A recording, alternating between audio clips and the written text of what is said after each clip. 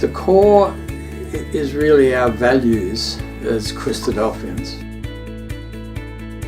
It's really important that we use this operation that we have to express those values in practical ways that benefit people. That's our real goal, that's what we want to do.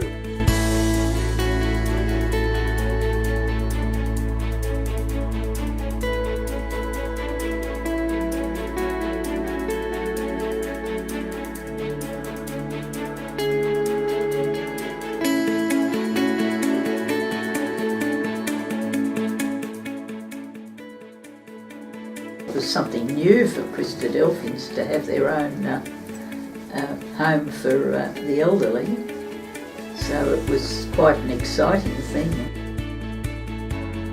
Yeah, I think what started it all was set up because of Betty Gullen, I think. Well, Betty she got arthritis at the age of 6. Her body developed, but her limbs were just like that. And her hands were just the only thing, she couldn't even feed herself. They were looking for a house that could accommodate 10. It was a lovely old original building, quite large, had a tennis court.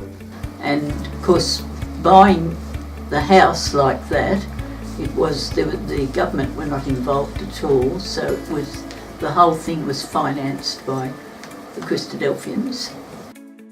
The Dorcas was more or less the ladies' guild. They had to furnish it, curtains, bedspreads.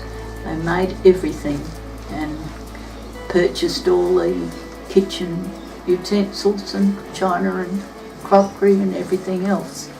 Then the letters went around to the ecclesias to assist in these sort of operations like memorial meeting and that sort of thing. So that's how you become involved, because it's a word of the truth in your meeting.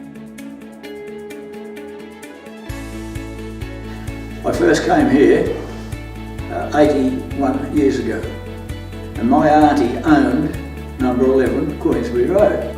They either donated or sold very cheap to the formative committee that started Christadelphian Homes. It was George Dark, Arthur Clark and Harry Stowe.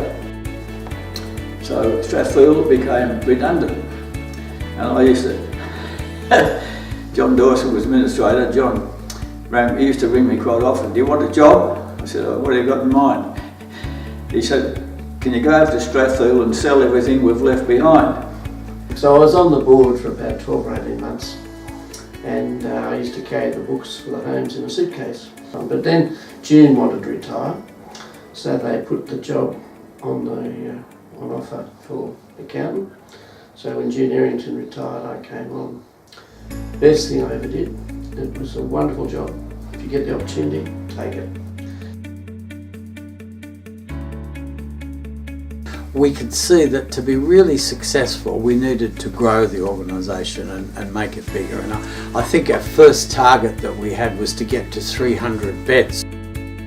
And today we've got pastoral care, we've got a big volunteer program, we've got the ability to look after people who are disadvantaged financially and make sure that they're well cared for, particularly in our own community, but generally as well.